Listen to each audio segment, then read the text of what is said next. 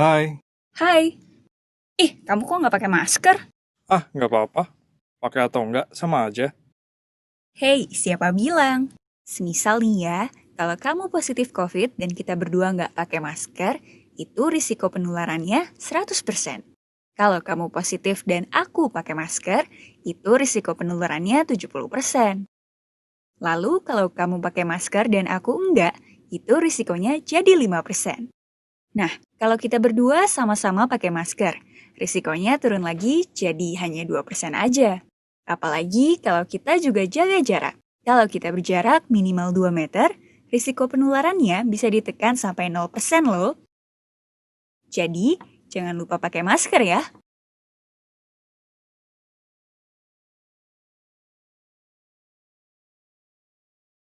Dokter Lia, Ibu Dokter Lia, apa sudah bergabung dengan para Talk yang hari ini?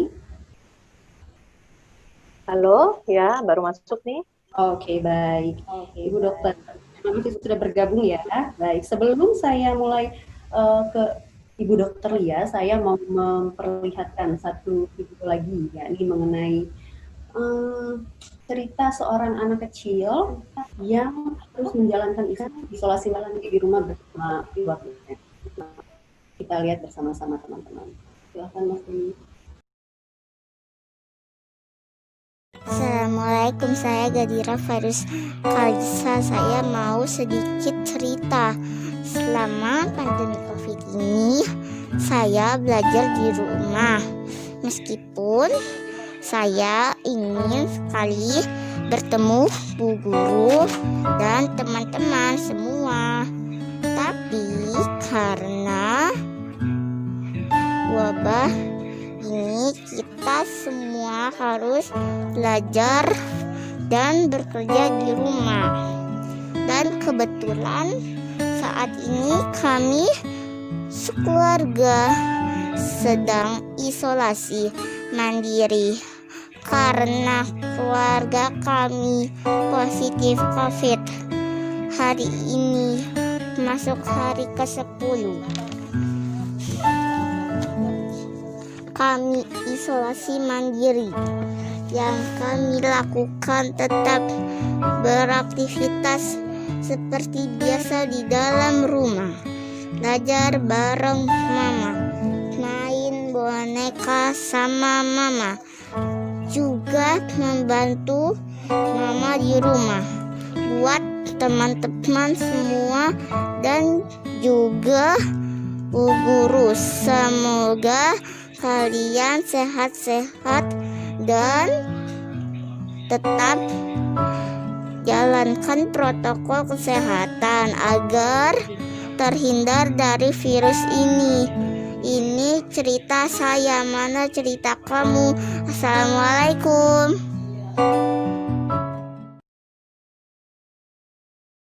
Baik, dalam video tadi sebelum saya mulai diskusi ini, saya mau mengundang ibunda dari adik kita, sebut saja tadi adik G, yang bercerita di video singkat tadi mengenai isolasi mandiri di rumah bersama keluarga. Saya mau menyapa ibunda dari adik G yang bergabung dalam Zoom ini, Mbak Nita ya. Iya, Assalamualaikum Mbak Mel. Selamat siang. Iya, siang. Jelasin sedikit nggak sih soal ini isolasi mandiri tadi yang diceritakan oleh adik G kita ini? Kenapa sih? Iya. Ya, pertama di sini sih kita isolasi dari tanggal 1 ya. Kan kakeknya si anak saya ini dia terpapar positif COVID efektif per tanggal 1 informasinya. Jadi pas tahu kondisinya seperti itu, kita sekeluarga otomatis isolasi mandiri di rumah kebetulan karena memang gejala dari si kakeknya ini bisa dibilang masih belum parah dan cuma sekedar batuk sama bersin aja. Nah, karena memang kondisinya tuh masih ringan, mau nggak mau kita tetap isolasi di rumah karena memang kondisinya di rumah itu memadai, jadi cukup di rumah aja. Tapi setelah itu beberapa hari berikutnya kita di swab sekeluarga ternyata kita sekeluarga semua terpapar virus ini juga gitu. Kecuali anak saya tadi, si DDIG-nya tadi. Nggak tahu karena memang pengambilan sampelnya sendiri dari pihak medisnya kurang banyak atau gimana, tapi memang dia satu-satunya yang bisa dibilang kita sendiri juga masih tanda tanya ya, dia tuh ikut terpapar positif COVID juga atau memang negatif, kita sendiri juga nggak tahu sih. Tapi selama kita isolasi mandiri, alhamdulillah dia sih nggak ada gejala gimana-gimana dan tetap ceria anaknya. Dan moodnya juga masih bisa dibilang masih kayak anak-anak pada umumnya lah, masih bisa ceria, masih bisa ketawa ngerjain tugas sekolahnya. Itu aja sih Mbak Amel. Jadi tampak sehat aja sih ya Mbak ya, tapi tetap aja kita sebagai orang tua pasti was-was ya mengenai keselamatan. Iya betul-betul, apalagi di sini kita sekeluarga memang terkonfirmasi positif COVID. Kita akan bahas bersama-sama ya Mbak Nita ya. Nanti kita juga sambil tanya jawab, berdiskusi bersama dengan narasumber kita. Nanti kita sambung lagi dengan Mbak Nita ya. Baik, sebelum saya mulai diskusi ini, saya mengundang sahabat Farah sekalian yang bergabung melalui aplikasi Zoom untuk ikut berpartisipasi. Jadi jika ada sahabat Farah yang mau bertanya, silahkan cantumkan nama di kolom chat box atau di kolom komentar, cukup namanya saja ya.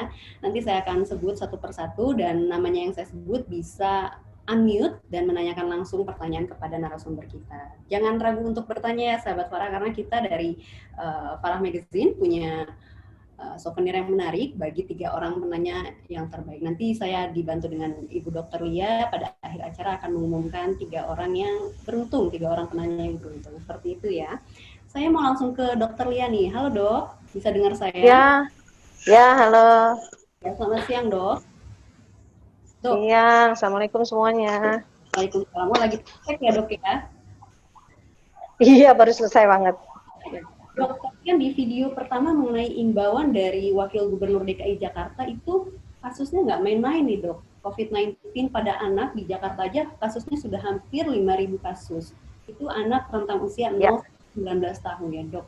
Sebenarnya seberapa bahaya sih COVID-19 ini jika dibandingkan pada anak-anak, apakah gejalanya atau bahayanya atau risikonya itu sama bahayanya atau justru lebih bahaya jika dibandingkan dengan orang dewasa? Bisa dikasih gambaran ringkas nggak dok mengenai COVID-19 pada anak ini?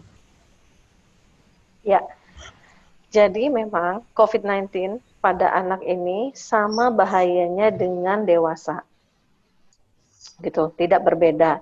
Dan bahayanya lagi COVID-19 ini penularannya sangat cepat dan sangat mudah, itu yang membahayakan. Dan orang yang tertular itu gejalanya sangat bervariasi, dari mulai tanpa gejala sampai dengan gejala yang berat atau yang kritis ya. Itu yang membuat bahaya. Dan kalau sudah gejalanya berat itu bisa sampai menimbulkan kematian. Itu sama baik pada anak maupun pada orang dewasa, Mbak. Gitu, Mbak. Baik dok. Kalau tadi kan kita masih bahas soal video imbauan dari Wakil Gubernur nih dok. Kuncinya tuh jadi kita harus melaksanakan 3M dan hindari 3R. Sebenarnya seberapa efektif sih dok langkah-langkah tersebut dalam mencegah COVID-19? Ya, jadi langkah-langkah tersebut sangat efektif sekali karena itu bisa memutus rantai penularan COVID-19 ya. Jadi dengan memakai masker, mencuci tangan, jaga jarak itu sangat efektif sekali. Dan hindari juga keramaian ya, di rumah saja itu lebih bagus. Dan kenapa? Karena yaitu COVID-19 itu menularnya melalui droplet atau liur ya. Liur yang dikeluarkan oleh penderita COVID-19 saat baik bicara, bersin, ataupun batuk. Dan itu liur itu akan menempel ke benda-benda sekitar atau bahkan jika ada orang yang di dekatnya langsung menempel ke orang yang ada di sebelahnya dan bisa terhirup langsung masuk ke paru-paru. Bisa juga orang yang berada di sekitarnya memegang benda yang terkontaminasi kemudian memegang muka, mata, atau hidungnya sehingga virusnya masuk juga ke tubuhnya gitu. Nah, kalau mengenai memakai masker sendiri nih dok, sebenarnya pada anak sendiri, anak dari mulai usia berapa sih dok diharuskan mengenakan masker? Karena kan kalau anak kecil ya, atau apalagi saya juga ibu dari 2 orang anak yang masih di bawah 5 Mm-mm. tahun, itu saya masih agak ragu nih, ini anak saya nanti sesak atau enggak, atau seperti apa sih dok? Ya, jadi penggunaan masker itu dianjurkan untuk anak di atas 2 tahun. Hmm. Di bawah 2 tahun, kita tidak anjurkan memakai masker. Kenapa? Karena yang pertama, eh, dia belum bisa memasang dan melepaskan sendiri maskernya. Jadi, jika dia mengalami sesak napas, dia belum bisa melepas maskernya. Tapi kalau anak di atas 2 tahun sudah bisa melepas maskernya. Dan sebetulnya, penggunaan masker sendiri sudah ada penelitiannya ya. Jadi pemakaian masker diukur kadar oksigennya dengan yang tidak memakai masker sebetulnya tidak berbeda bermakna. Jadi dengan memakai masker itu tidak berarti kadar oksigen di tubuh kita menjadi turun, tidak. Karena sudah diteliti bahwa sama saja. Hanya memang karena kita tidak terbiasa maka terasanya sesak seperti itu. Ya. Nah, selain anak-anak, orang tua yang tidak bisa membuka sendiri maskernya pun tidak disarankan untuk menggunakan masker. Seperti itu, Mbak. Jadi kalau bayi, anjurannya kalau memang dia ke rumah sakit atau keluar dari rumah, terpaksa ya, kalau bisa sih jangan, itu boleh menggunakan face shield. Seperti itu. Baik. Nah dok, kalau tadi kan dokter bilang ada ini ya, kita juga sama-sama tahu orang dengan COVID-19 itu ada yang dengan gejala, ada juga yang tanpa gejala. Itu juga kan berlaku bagi anak-anak ya. Tapi ada tidak Iya, betul. indikator yang kita sebagai orang dewasa atau orang tua bisa pahami kalau ini anak mungkin ada gejala COVID-19 nih dok, baik itu dengan dengan gejala atau tidak gejala itu ya, tapi bagaimana sih kita tahu atau mencurigai anak kita tuh terpapar COVID-19? Ya, jadi kita harus curiga sekali jika terdapat kontak erat. Kontak erat ini artinya anak ini kontak dengan orang yang positif terkonfirmasi terinfeksi COVID-19. Seperti itu. Jadi misalnya di keluarga, seperti tadi ya ceritanya ada kakeknya. Nah, yang satu rumah itu otomatis anak ini ada kontak erat dengan orang yang positif COVID-19. Sehingga anak ini harus dipastikan apakah dia terinfeksi atau tidak. Yang paling bagus adalah ya di swab. Di swab kita tes real time PCR-nya. Seperti itu. Nah, kalau misalnya tidak ada kontak, tapi anak ini mengalami gejala demam, batuk, pilek, atau karena gini, gejala COVID-19 ini tidak ada yang khas. Bisa juga gejala pada COVID-19 ini terjadi pada gejala infeksi yang lain. Gitu. Makanya itulah sulitnya. Sulitnya seperti itu. Tapi kalau ada kontak erat, berarti kita memang curiga ke arah COVID-19-nya menjadi lebih besar. Kalau tanpa kontak erat, kecurigaan itu tetap harus ada karena kita Jakarta ini termasuk zona merah ya, dengan tingkat penularannya tinggi. Jadi kita tetap harus waspada, ada kecurigaan ke arah situ. Ya untuk memastikannya sebetulnya bisa di swab atau minimal bisa kalau takut di swab ya bisa di rapid test, tapi sebetulnya rapid test itu bukan buat diagnosis ataupun screening ya, gitu. Lebih ampuh tetap swab test ya. Betul, Mbak. Jadi intinya kita sebagai orang tua harus selalu curiga nih, kita harus detail anak kita berkontak dengan siapa saja, seperti itu ya dok ya kira-kira ya. Ya, ini dok di kolom chat ada yang mau bertanya sebelum saya lanjut ke pertanyaan saya selanjutnya. Ada Mbak Tika nih, silakan Mbak Tika unmute dan tanyakan pertanyaannya langsung kepada narasumber kita. Iya, selamat sore Ibu Dokter. Terima kasih kepada host. Saya dengan Kartika. Ya, saya mempunyai anak usia 9 tahun dengan usia 4 tahun. Nah, memang suami saya kan juga nggak ada di rumah ya, jarang ada di rumah gitu. Nah itu kan setiap pulang itu udah pasti dari luar itu pasti selalu berkontak dengan orang kan. Nah kemarin itu sempat rapid test, ternyata hasilnya itu non reaktif, dan 2 hari yang lalu juga hasilnya itu juga tetap non reaktif, maksudnya tidak itu. Nah yang saya tanyakan, kalau hasil dari swab itu apakah sudah jelas, maksudnya sudah fix ya gitu, atau belum ya? Karena saya juga takut gitu. Dan kalau swab itu yang dilihat dari kadar apanya tadi ya, TC atau apa? Baik. Jadi Mbak Tika bertanya soal ini ya, swab test dan rapid test ini. Boleh Dok dijelaskan lebih lanjut Dok? Ya, jadi gini, swab itu apusan ya. Jadi bahan yang diperiksa adalah lendir di hidung dan di tenggorokan.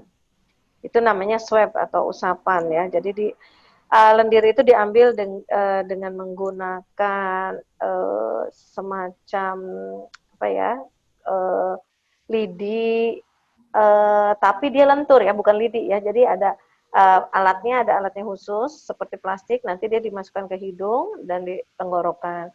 Nah itu diperiksakan PCR namanya, pemeriksaannya PCR. Nah di situ akan terlihat apakah dari hasil swabnya ada virusnya atau tidak. Karena yang diperiksakan adalah RNA virusnya. Jadi virusnya yang diperiksakan apakah terdeteksi atau tidak.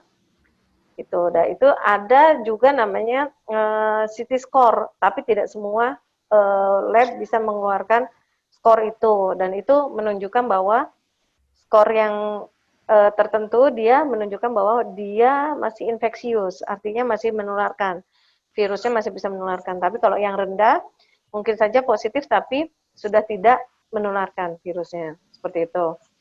Kalau hasil swabnya negatif tetapi ada gejala yang mengarah ke arah gejala COVID-19, maka swab itu sebaiknya diulang. Jadi anjurannya 2 kali swab kalau hasilnya negatif, dengan jarak paling cepat 1 hari, jadi bisa 1 sampai 3 hari, silakan diulang. Kalau hasilnya negatif juga, itu artinya benar-benar dia tidak terinfeksi COVID-19. Seperti itu.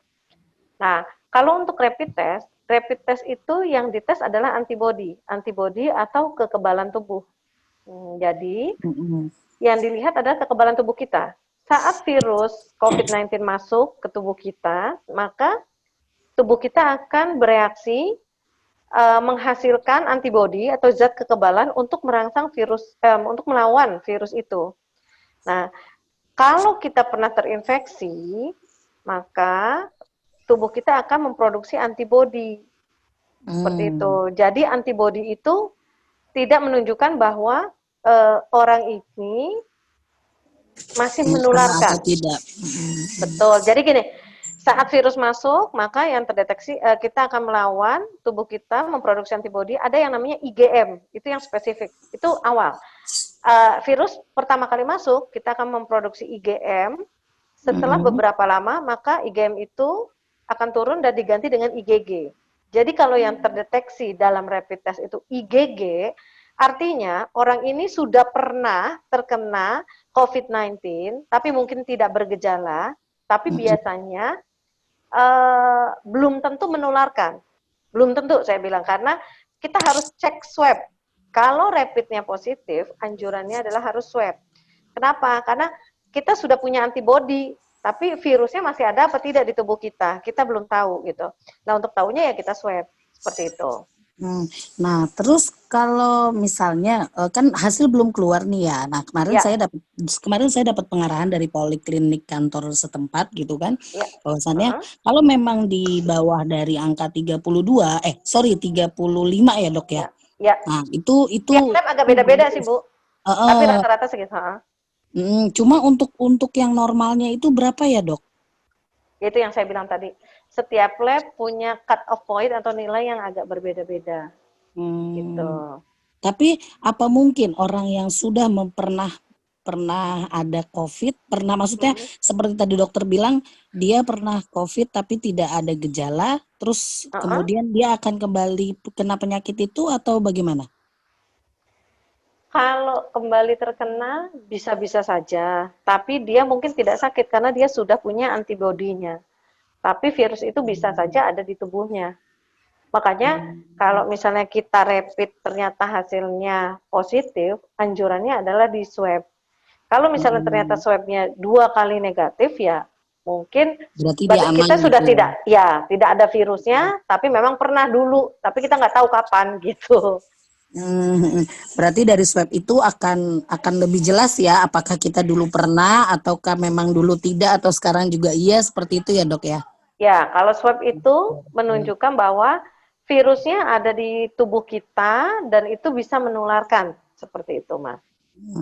Iya, soalnya kemarin juga dari kantor juga menyebutkan kan kalau di Wisma Atlet itu memang 35 ke bawah, kalau yang di ini 35 ke atas. Makanya ya kita sempat agak worry lah ya, karena kan namanya sedang seperti ini gitu, apalagi keluar terus gitu. Jadi agak worry juga gitu. Iya, iya. Wajar sih ya Bu ya kalau kita agak khawatir. Iya, benar. Ya oke, baik begitu aja Ibu Dokter, terima kasih. Iya, sama-sama. Oke, sekarang ada juga nih dok, masih ngomongin soal gejala nih ya dok, sebelum kita ke topik pencegahan, kita masih ngomongin gejala. Ada cerita dari Ibu Linda Jalil, cucu saya usia 3 tahun dan 4 bulan, kedua orang tuanya bekerja seminggu 3 kali. Mereka tentunya sudah dengan pakem-pakem menghindari COVID, tapi apapun juga kami was-was juga meski selalu dikatakan jangan terlalu cemas. Si kakak juga sudah sangat dilarang main keluar pagar komplek mereka. Nah, yang ditanyakan sama Ibu Lia nih, gejala untuk anak balita biasanya apa ya dok yang paling terdeteksi? Ya, jadi gejala COVID-19 ini pada anak itu sebetulnya sama dengan gejala COVID-19 pada orang dewasa. Jadi secara umum bisa demam, bisa juga kayak lemas, kemudian bisa juga menggigil, bisa juga ada seperti kram otot, jadi badannya pegel-pegel, terus bisa di saluran nafas sama, bisa batuk, bisa pilek, bisa sakit tenggorokan, bisa sesak nafas, ya. Kemudian di saluran cerna pun bisa, jadi bisa sakit perut, mual, muntah, diare, itu juga bisa. Dan yang khas lagi kan gangguan ini ya, gangguan penciuman. Jadi anosmia ya, jadi nggak bisa mencium bau gitu ya, atau terganggu penciumannya. Sama bisa juga gangguan perasa. Jadi lidahnya juga pengecapannya agak terganggu, seperti itu. Jadi tidak berbeda gejala pada COVID-19 pada dewasa dan pada anak, sama saja karena dilaporkan gejalanya semua ada pada anak-anak juga, gitu. Jadi, tapi kadang-kadang nggak semuanya muncul langsung ya, karena kan saya bilang tanpa gejala pun bisa. Seperti itu. Umumnya bukan cuma menyerang saluran pernapasan, tapi juga pencernaan ya dok ya, juga ya bisa. Juga keras. Itu pokoknya sebagai orang tua harus super duper peka ya dok mengenai apa yang terjadi pada anak ya dok. Ya betul. Oke, sekarang kalau tadi bicara soal gejala, saya mau berlanjut ke masalah ini pencegahan. Nah, kalau sebagai orang tua saya sendiri ya dok, pengalaman pribadi sebagai ibu dari 2 orang anak yang usianya di bawah 5 tahun, saya memberikan bukan cuma makanan yang gizinya saya perhatikan, juga melarang anak saya keluar rumah untuk hal yang nggak penting, itu juga saya memberikan vitamin nih dok. Tapi saya kadang suka masih merasa, dan ini juga ketika saya share ke teman-teman saya, bukan cuma kekhawatiran saya, tapi kekhawatiran teman-teman saya terutama ibu, ini vitaminnya itu berlebihan tidak ya gitu. Nah sebenarnya pemberian vitamin atau suplemen di luar makanan itu seperti apa sih dok yang dianjurkan bagi anak-anak terutama di tengah pandemi COVID-19 ini ya dok ya? Ya, jadi vitamin ini boleh diberikan pada anak-anak. Biasanya kalau anak-anak bentuknya sirup ya, multivitamin biasanya. Jadi seringnya banyak macam-macam vitamin, dan memang dianjurkan pemberian vitamin C, pemberian zinc, vitamin D, vitamin B, dan vitamin E. Itu boleh diberikan dan biasanya itu semua ada di multivitamin yang bisa dikonsumsi oleh anak-anak. Tapi pemberiannya cukup sehari sekali, seperti itu. Nah, cuman vitamin ini kadang-kadang orang awam itu suka ada satu lagi yang dianggap sebagai vitamin. Tapi itu bukan multivitamin. Itu vitamin penambah daya tahan tubuh ya. Yang isinya Echinacea, Polinacea, saya boleh sebut merek nggak di sini? Jenisnya aja, jenisnya. Ya, Kali inisialnya aja kali ya. ya, jadi ya jenisnya isinya itu Echinacea, Polinacea gitu ya. Jadi, nah itu bukan multivitamin.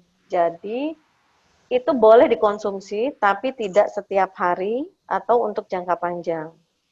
Kalau kondisi sedang drop, silahkan diberikan. Tapi kalau sudah kembali fit, sebaiknya tidak perlu diberikan setiap hari. Boleh diberikan berturut-turut setiap hari 2 minggu sampai 1 bulan maksimal. Tapi setelah itu sebaiknya dihentikan. Kalau multivitamin boleh diberikan sehari sekali untuk jangka panjang. Iya. Seperti itu, Mbak. Ibu-ibu boleh dicek vitamin anaknya apa ada yang di-mention tadi sama Ibu dokter. Bisa diperhatikan ya apa yang boleh, yang do dan don't.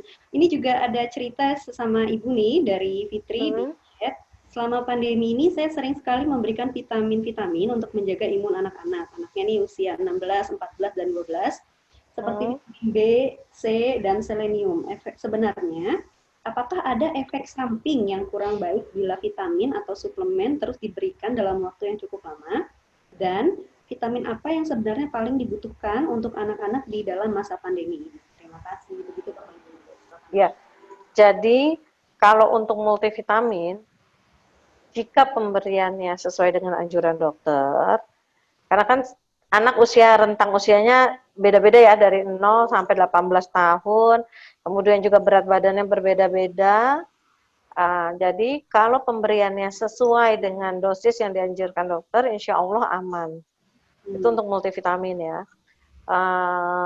Tapi kalau tidak sesuai dengan anjuran, memang bisa dikhawatirkan namanya kelebihan vitamin ya, hipervitaminosis namanya. Tapi itu pun sangat jarang terjadi karena yang di pasaran itu biasanya multivitamin dengan kadar yang tidak terlalu besar. Kalau untuk kadar yang besar, contoh kayak vitamin C, biasanya di multivitamin dia kadarnya tidak sampai dengan 500 mg. Kalau untuk kadar yang 500 mg, maka dia terpisah sendiri. Jadi vitamin C hanya satu isinya. Jadi satu tablet itu isinya hanya vitamin C saja gitu. Jadi jarang multivitamin yang dosisnya terlalu tinggi gitu. Jadi biasanya relatif aman ya. Kemudian vitamin apa saja yang diperlukan tadi sudah dikatakan bahwa ada vitamin C yang diperlukan, vitamin D, vitamin E, zinc, selenium. Intinya sih sebetulnya yang bersifat sebagai antioksidan. Seperti itu, Mbak Mel. Ini juga ada pertanyaan mengenai soal pencegahan juga nih dok, dari Mbak Opi. Ya. Mbak Mel, mau dibacakan. Dokter Lia, pertanyaan saya yang pertama, jika ingin aktivitas outdoor, misalnya main sepeda atau lari pagi di lapangan atau di jalan rumah, masih perlu pakai masker tidak ya? Itu untuk anak-anak maksudnya ya. Terus yang kedua, benarkah masker bahan scuba tidak baik dipakai? Oh iya, ini juga yang dari kemarin banyak dibicarakan nih dok. Gimana nih? Ya, jadi kalau main keluar, jadi gini, prinsip utamanya kita tidak menganjurkan anak-anak keluar rumah, kecuali memang ada keperluan. Itu yang prinsip utamanya. Yang kedua, silahkan kalau memang mau keluar rumah, tapi pastikan lingkungan rumah tidak ramai dengan orang. Jadi kalau lingkungannya sepi, misalnya main sepedahan di komplek, asal kompleknya sepi, nggak rame, silahkan saja. Gitu. Dan masker tetap untuk di atas 2 tahun, walaupun lingkungannya sepi, kalau keluar rumah, anjurannya tetap menggunakan masker. Seperti itu. Dan masker tuh yang dianjurkan ya, sebetulnya memang kalau bahan scuba itu, yang masker scuba itu kan bahannya tipis ya. Bahannya tipis, jadi dikhawatirkan tidak memberikan perlindungan yang maksimal. Yang saat ini dianjurkan itu kan masker bedah seperti yang saya pakai, atau masker kain yang 3 lapis, kain katun yang 3 lapis. Kalau scuba kan hanya 1 lapis ya, jadi sangat tipis, khawatir perlindungannya kecil sekali gitu. Seperti itu. Iya, jadi lebih baiknya itu masker medis ya dok ya, apalagi sekarang juga banyak masker medis untuk anak-anak ya yang dijual di pasaran. Iya. Harganya sudah affordable daripada masa awal pandemi awal, ya. Iya betul. Harganya Masya Allah. Sekarang juga, oke, sebelum saya ke pertanyaan selanjutnya, saya punya pertanyaan sendiri nih dok. Kalau ada anak positif terinfeksi COVID-19, misalnya kita web atau ya kita sudah laksanakan itu apa sih yang harus dilakukan oleh orang tua ataupun walinya itu untuk supaya perawatan anak itu sendiri kalau dia tanpa gejala ataupun dia dengan gejala? Ya. Jadi untuk anak-anak kalau ada yang terdeteksi positif, pertama kita lihat ada gejala atau tidak. Kalau tidak ada gejala, prinsip utamanya adalah tetap isolasi mandiri. Nah, cuman memang kalau anak-anak itu kan tidak mungkin dia sendirian ya, seperti orang dewasa. Jadi, mau tidak mau harus ada 1 orang dewasa yang menemani. Dan orang dewasa ini harus pakai masker, even itu di rumah. Plus anaknya pun harusnya pakai masker, di rumah juga tetap pakai masker, anjurannya seperti itu. Kemudian untuk obat-obatan, konsumsi vitamin boleh kalau untuk yang tanpa gejala ya. Kemudian jangan lupa prinsip membersihkan cuci tangan, kemudian juga menjaga jarak. Jadi sebisa mungkin di rumah pun walaupun isolasi mandiri di rumah, tetap jaga jarak antar sesama anggota keluarga. Minimal 1 meter, walaupun sebetulnya anjurannya itu 2 meter. Seperti itu. Makanya sekarang kan muncul klaster keluarga ya, karena biasanya sering nih ayahnya yang bekerja, yang lain tetap di rumah, tapi kebetulan ayahnya positif, kemudian menularkan kepada seluruh anggota keluarga. Gitu, seperti itu. Jadi, kalau memang anaknya positif, tanpa gejala, isolasi mandiri, pakai masker, cuci tangan, desinfektan jangan lupa untuk benda-benda yang sering disentuh oleh tangan. Ya. Kemudian makan makanan yang bergizi, minum vitamin, boleh olahraga ringan dan itu dianjurkan kalau bisa olahraganya teratur. Dan jangan lupa tetap jaga jarak dengan anggota keluarga yang lain. Nah, kalau bergejala itu tergantung derajat gejalanya ringan atau sedang atau berat. Nah, mungkin kalau gejalanya sedang atau berat, lebih baik dilakukan perawatan di rumah sakit. Seperti itu, Mbak. Kalau ringan mungkin masih bisa di rumah. Dan anjuran saya, baik tanpa gejala ataupun gejalanya ringan, anjuran saya tetap konsultasikan anak-anak yang terinfeksi ini ke dokter agar lebih bisa diperiksa dengan teliti ada masalah lain atau tidak. Seperti itu, Mbak Mel. Ya. Yang jelas harus dalam pengawasan dokter ya dok, baik di betul tanpa gejala supaya lebih jelas proses pemulihannya.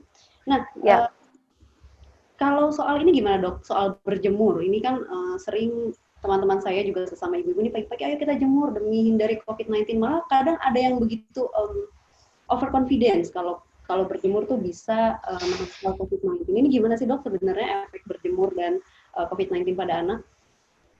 Ya, jadi berjemur sendiri tidak langsung membunuh COVID-19. Tapi dengan berjemur kita bisa mendapatkan vitamin D. Seperti itu. Dan vitamin D ini diperlukan sekali untuk imunitas atau ketahanan tubuh kita. Jadi vitamin D ini selain untuk tulang, dia berperan dalam mekanisme kekebalan tubuh. Sehingga kalau kita kekurangan vitamin D, otomatis kekebalan tubuh pun kurang baik. Seperti itu. Jadi berjemur itu bukannya kalau dijemur langsung mati gitu virusnya, nggak juga.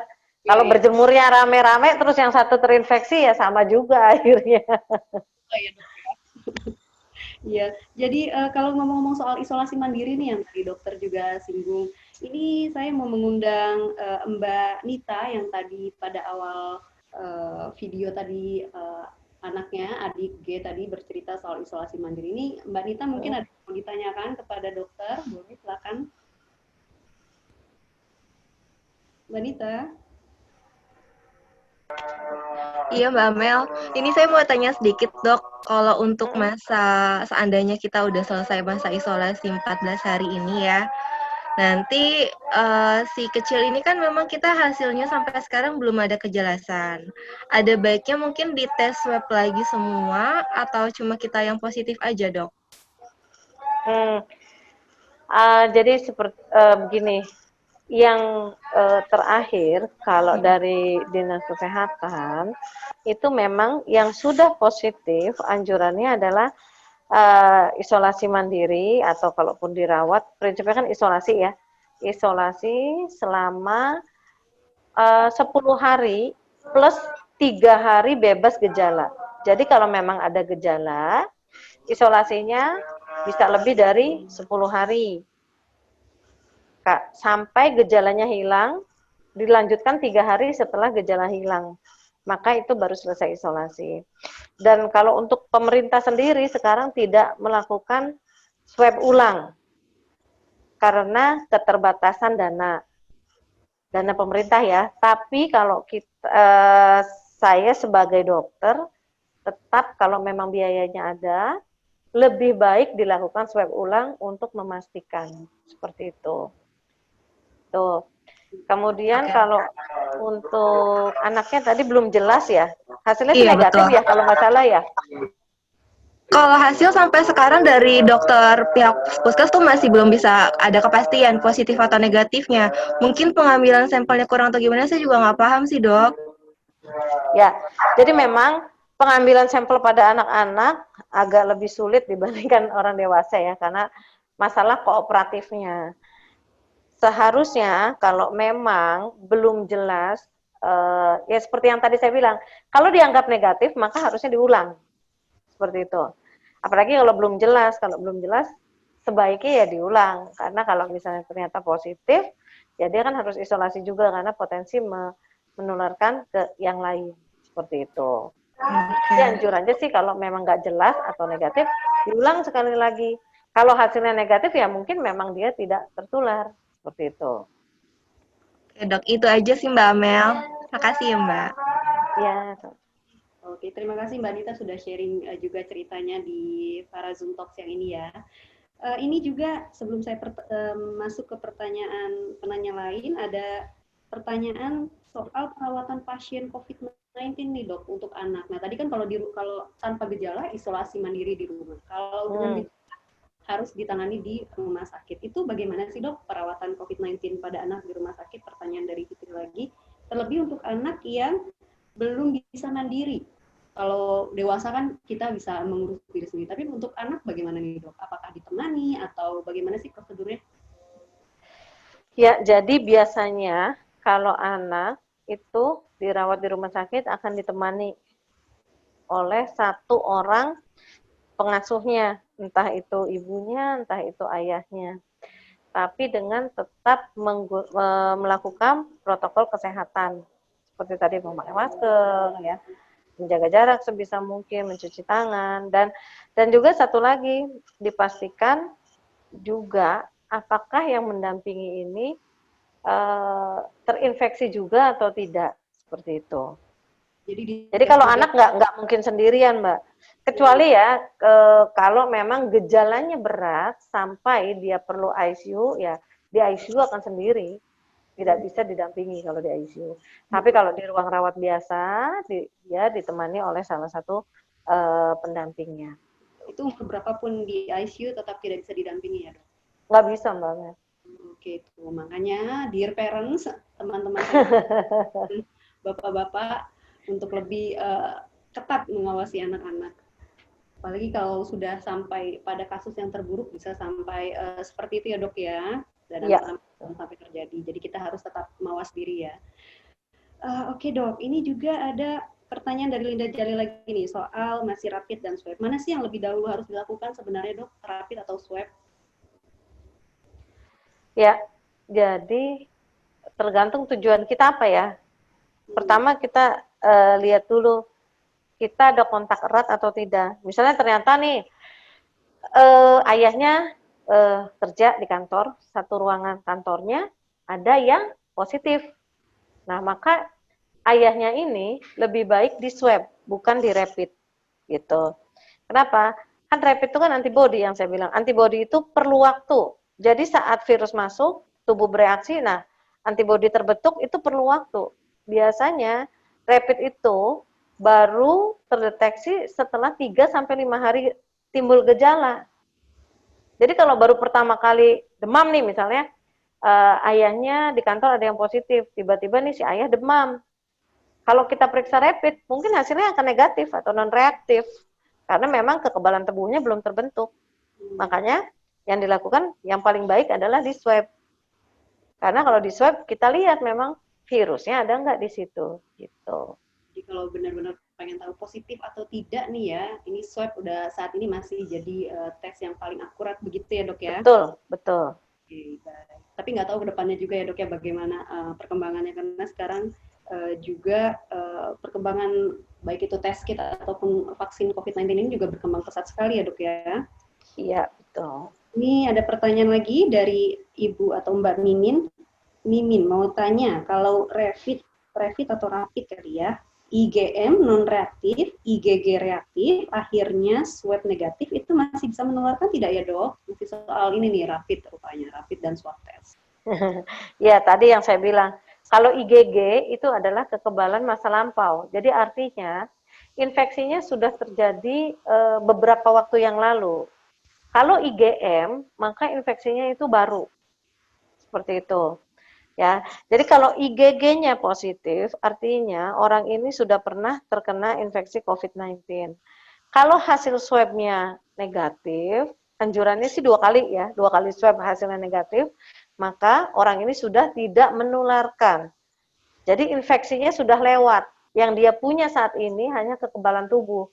Virusnya dia tidak ada. Seperti itu. Baik, itu juga harus lebih ini ya, lebih concern kita soal itu ya.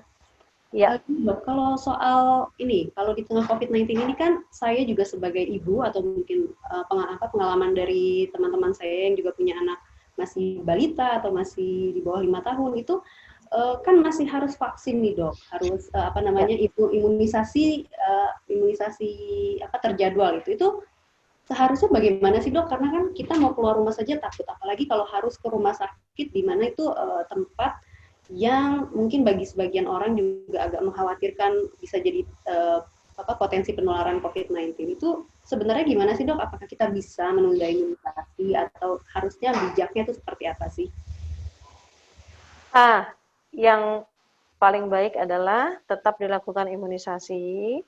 Mungkin ayah dan bunda bisa pilih rumah sakit yang relatif aman. Artinya gini, rumah sakit yang tidak melayani COVID.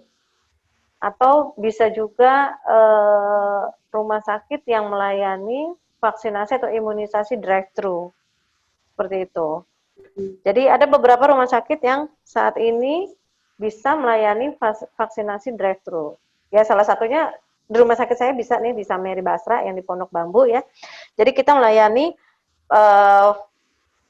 vaksinasi drive-thru. Jadi pasien hanya di mobil saja, nanti dokternya yang ke mobil disuntikan, selesai, terus pulang. Jadi tidak terlalu banyak kontak dengan orang lain. Begitu. Jadi nggak masuk ke area rumah sakit, hanya di parkiran dan di mobil saja. Ya, silakan. Banyak juga rumah sakit lain yang sudah punya program seperti itu. Kenapa tetap harus imunisasi? Karena pertama, kalau kita tidak imunisasi, dikhawatirkan kekebalan tubuh anak kita menjadi rendah. Bisa saja dia terserang penyakit yang bukan COVID-19, yang bisa dicegah dengan imunisasi, akan tetapi karena sekarang sedang pandemi COVID-19, jadi lebih mudah tertular COVID-19. Jadi malah double infeksi. Itu yang pertama. Yang kedua, kalau imunisasi tidak diberikan, dikhawatirkan setelah pandemi berakhir, ini misalnya COVID-19 sudah selesai ya, sudah aman. Akan tetapi bisa jadi ada wabah lagi, wabah penyakit yang terjadi karena tidak diimunisasi. Contohnya bisa aja difteri, kembali lagi karena ternyata cakupan imunisasinya rendah. Jadi banyak orang yang tidak imunisasi, akhirnya kembali lagi penyakitnya gitu. Tetanus. Jadi jangan sampai hal-hal seperti itu terjadi saat ini. Jadi pandai-pandailah orang tua untuk memilih rumah sakit yang dirasa aman untuk keluarga. Seperti itu Mbak Amel. Inovasinya sudah banyak juga ya dok dari rumah sakit. Kayak Ya. drive-thru seperti itu. Jadi kan lebih less kontak sama orang lain. Kita nggak harus nunggu di ruang tunggu juga ya dok ya. Iya, betul. Yang jelas imunisasi itu penting ya, sahabat Farah sekalian, karena bisa jadi anak kita tidak terpapar COVID-19, tapi karena tidak mendapatkan imunisasi yang tepat atau sesuai jadwal, bisa jadi terkena potensi penyakit lainnya seperti itu ya dok ya kira-kira.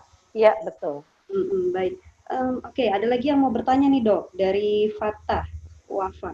Dokter, jika ada kasus seperti ini, ada bapak yang positif COVID setelah dikwet tapi tidak ada gejala, setelah isolasi 14 hari, di tes kedua negatif. Apakah kondisi tersebut sudah aman atau belum nih untuk menularkan? Ya, biasanya kalau sudah dites ulang hasilnya negatif, maka sudah aman. Jadi sudah tidak menularkan lagi ke orang lain. Seperti itu. Ya, apalagi dia sudah isolasi ya dok ya? Iya, apalagi sudah isolasi ya. Jadi aman sekali. Kalaupun misalnya belum isolasi, anjurannya tetap isolasi dulu. 10-14 hari, atau kalau ada gejala ya 3-3 hari setelah gejala hilang. Seperti itu. Nah dok, kalau misalnya nih dok, ada anak yang sudah positif COVID-19, baik itu dengan gejala atau tanpa gejala, dan mungkin sudah melakukan isolasi mandiri ataupun perawatan di rumah sakit, dan setelah itu sembuh. Nah, setelah sembuh ini berarti dia kan kembali menjalankan kehidupannya seperti biasa. Itu ada hal-hal yang perlu diperhatikan tidak sih dok? Atau ada hal yang sebaiknya dihindari atau sebaiknya dilakukan? Ya, sebetulnya kalau untuk anak-anak yang tanpa gejala atau gejala ringan itu relatif sama dengan infeksi virus yang lain. Tapi kalau untuk gejala yang sedang atau berat atau bahkan sempat kritis, itu hati-hati karena dari beberapa penelitian dikatakan setelah infeksi COVID-19 ini terjadi kerusakan parunya itu tidak pulih maksimal. Jadi defek atau bekas dari infeksi itu di paru-paru masih ada, sehingga mengurangi fungsinya. Jadi menurunkan fungsi paru-parunya. Maka ya harus diperhatikan, jangan sampai usahakan gizinya baik, kesehatannya baik, jangan sampai terkena infeksi paru-paru lagi gitu. Jadi beberapa ada pasien yang sudah sembuh, dia mengalami contoh, jadi kalau olahraga yang biasanya dia kuat, tapi setelah sakit dia merasa kok habis olahraga napasnya nggak enak ya, kayak agak sesak gitu. Jadi seperti itu. Jadi itu juga harus diperhatikan oleh orang tua. Tapi biasanya itu terutama terjadi pada gejala yang sedang berat atau kritis ya, gitu. Bukan gejala yang ringan atau tanpa gejala. Seperti itu Mbak Mel. Jadi ada potensi bahwa walaupun anak ini sembuh dari COVID-19, apalagi semula mendapatkan gejala yang berat, itu organ pernafasannya belum tentu bisa kembali maksimal gitu ya dok ya, kira-kira ya. Iya. Jadi kuncinya sahabat Farah tetap pada pencegahan, itu yang perlu dimaksimalkan oleh kita semua sebagai orang tua dan juga orang dewasa, seperti itu kira-kira. Iya, betul. Dok, ini juga menarik nih dok, di tengah pandemi COVID-19 ini kan anak-anak secara tidak langsung terdampak karena sekolah juga kan ditutup dari bulan Maret lalu ya. Nah, kita masih belum tahu sampai kapan COVID-19 ini masih akan terjadi. Tapi saya punya pertanyaan kalau dari kacamata dokter sebagai tim medis, sebagai ahli, sebenarnya kondisi yang ideal bagi sekolah untuk dibuka lagi itu seperti apa sih, Dok? Ya, jadi untuk membuka sekolah kita perlu perhatikan yang pertama, bagaimana kasus yang terjadi, apakah sudah menurun ataukah masih terus naik. Kalau masih terus naik, sebaiknya ditunda pembukaan sekolah. Itu yang pertama. Yang kedua, bagaimana dengan vaksin? Karena vaksin ini yang sudah ada saat ini belum bisa digunakan untuk anak-anak. Jadi ini vaksinnya untuk vaksin orang dewasa. Alangkah lebih baiknya sekolah kalau mau buka sudah ada vaksin untuk anak-anak. Karena anak-anak ini sulit kalau untuk disuruh melakukan protokol kesehatan ya. Memakai masker, susah, cuci tangan, susah, apalagi jaga jarak ya. Kalau udah ketemu teman kan udah lupa ya. Kita aja orang dewasa kadang di kantor lupa ya diri.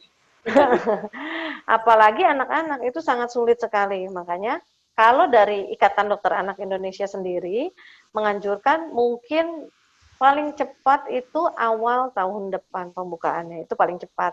Tapi melihat kondisi, jadi situasi dan kondisi. Karena sangat sulit sekali. Jadi beberapa negara pun yang sudah dibuka lagi sekolah ternyata angka infeksinya juga meningkat di sekolahan. Gitu. Jadi makanya mereka tutup lagi. Gitu.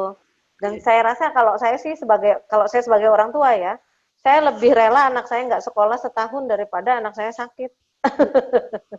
Betul ya. Apalagi kalau kita lihat di negara-negara lain yang mulai buka sekolah, misalnya Korea Selatan juga kan buka tutup ya, Dok ya. Betul. Itu juga akhirnya kan anak-anak bingung. Buka tutup begitu kan bingung malah. Iya, secara psikologis juga jadinya ini kenapa sih, kirain udah aman gitu ya, Dok ya. Iya, betul. Saya setuju sih sama dokter, lebih baik sekolah ditunda 1 tahun daripada anak kita potensi terpapar. Karena sebagai kan kalau di sekolah ada anak yang misalnya tertular cacar aja sudah bawelnya nauzubillah ya, Dok ya. Iya, betul. Padahal cuma cacar, paling bopeng-bopeng dikit ya. Apalagi ini yang bisa berpotensi menimbulkan kematian gitu. Iya, betul. Apalagi belum ada vaksinnya. Vaksinnya belum ada dan juga belum ada vaksin ramah anak seperti itu ya, Dok ya, kira-kira ya. Iya. Iya. Ada lagi nih yang mau bertanya. Oke, sebelum pertanyaan ini saya mau membuka kesempatan terakhir bagi sahabat Farah yang mau bertanya, silakan tuliskan. Baik, ini ada pertanyaan dari Katrika Fajrin lagi tadi nih. Untuk anak-anak sendiri bagaimana cara menjaga imunnya selain makan yang bergizi dan dipenuhi vitaminnya? Seperti itu. Ya, selain makan, vitamin, olahraga, dan usahakan happy ya. Jadi ini memang bagian yang terberat ya. Saya sendiri mengalami karena saya punya 3 orang anak ya. Jadi kita sebagai orang tua juga harus pandai-pandai membuat aktivitas di rumah bersama anak agar anak ini nggak boring gitu. Seperti itu. Jadi kalau anak happy, otomatis imunnya jadi lebih bagus. Tapi kalau anaknya stres, maka imunitasnya juga akan menurun dan ini menjadi resiko tertular gitu. Jadi anak pun harus diberi tahu atau diedukasi mengenai COVID-19 ini. Jadi jangan dianggap walaupun anaknya kecil, misalnya masih TK atau preschool, tetap beritahu saja. Kan banyak nih sekarang media-media yang bisa memberitahu anak-anak ya, ada yang kartun-kartun gitu. Jadi lebih mudah untuk penyampaiannya. Dan kalau mereka mengerti, maka mereka pun akan bisa menerima kondisi, kenapa sih saya kok nggak boleh keluar, kenapa saya nggak boleh main, nggak sekolah gitu. Jadi seperti itu. Jadi tolong diedukasi juga anak-anaknya. Seperti itu, Mbak Mel. Edukasi mengenai kondisi saat ini ya, Dok ya. Iya, betul. Dok, cara terbaik buat edukasi anak-anak kita nih, Dok, mengenai bahaya COVID-19 ini, Dok, ada saran mungkin? Ya itu yang saya bilang, bisa dari kartun-kartun atau dari gambar-gambar. Sekarang banyak sih sebetulnya di medsos-medsos juga, jadi mudah dimengerti. Dan prinsipnya harus ditekankan bahwa penyakit ini menular di udara, bisa nempel di tangan, kemudian bisa menimbulkan sakit yang parah yang harus dirawat gitu, dan bahkan bisa menimbulkan kematian seperti itu. Tahu banyak kan kasus-kasus, contoh-contoh kasus, atau banyak juga di medsos kasusnya anak ini, anak itu gitu ya. Itu bisa juga diperlihatkan, jadi dia lebih mengerti gitu. Seperti itu, Bang. Edukasi bukan cuma kita sebagai orang dewasa, tapi anak-anak juga harus diberi ini ya dok, pencerahan. Kenapa sih sekolahnya ditutup? Kenapa sih nggak boleh main keluar? Seperti itu ya dok ya? Iya, betul. Jadi mereka itu mengerti kenapa mereka tidak boleh keluar, tidak sekolah. Jadi dengan mereka mengerti, maka mereka akan lebih enjoy. Seperti itu. Dibandingkan kalau tidak mengerti, ya susah nanti.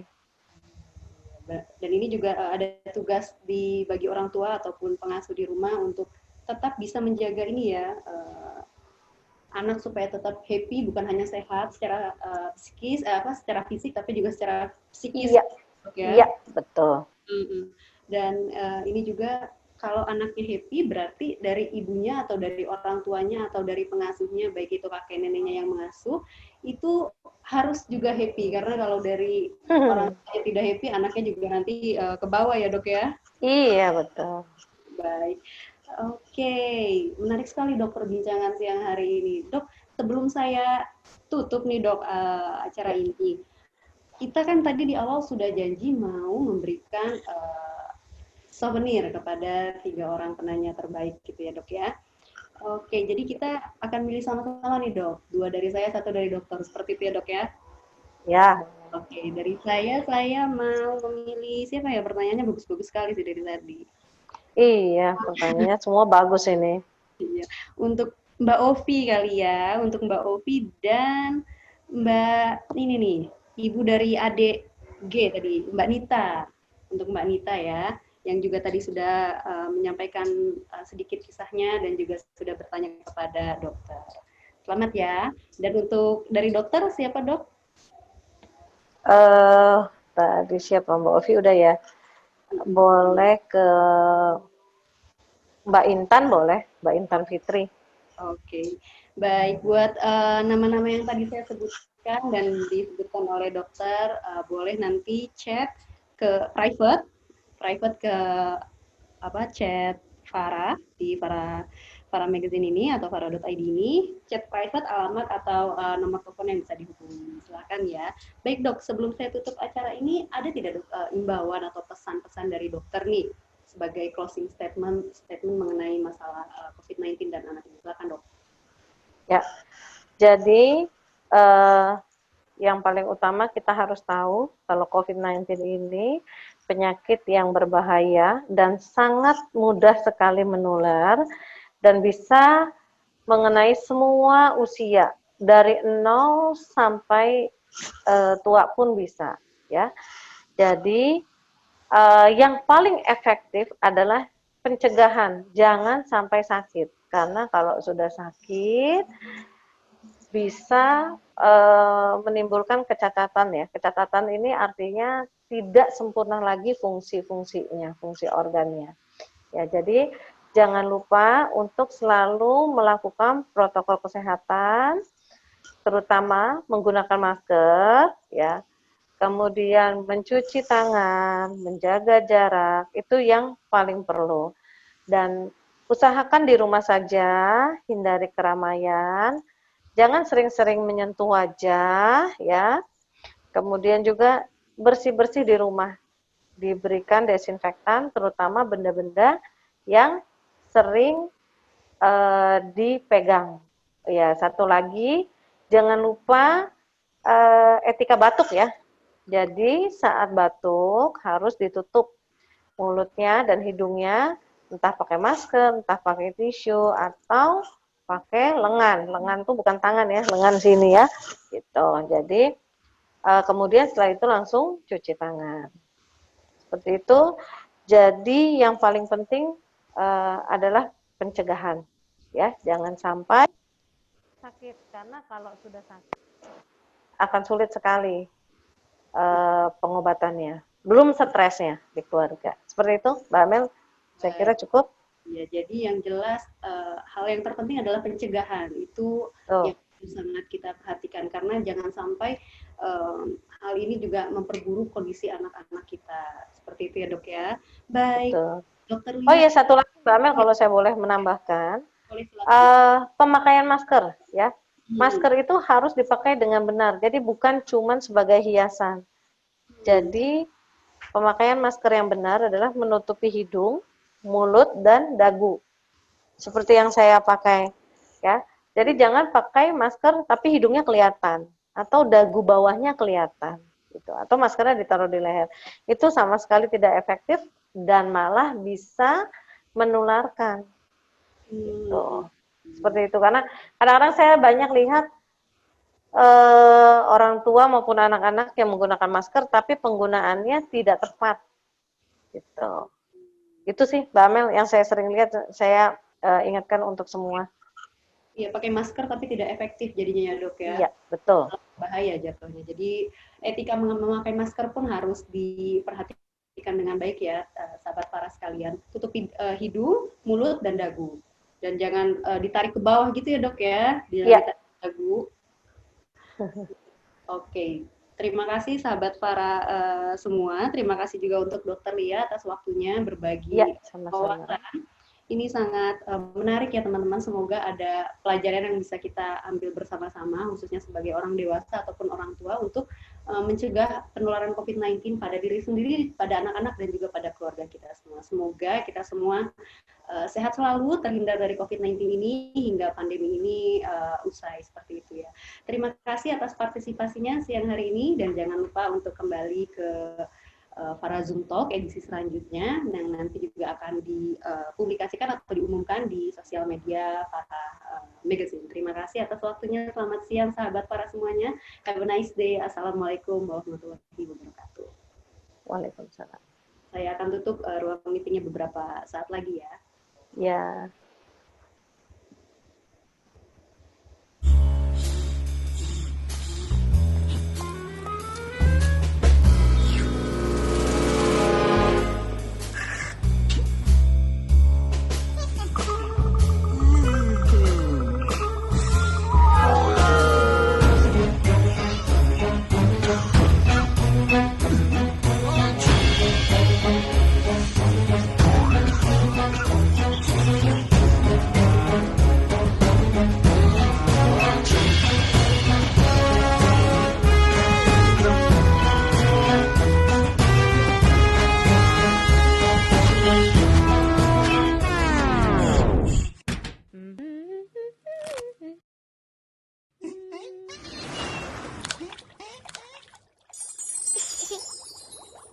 Thank you.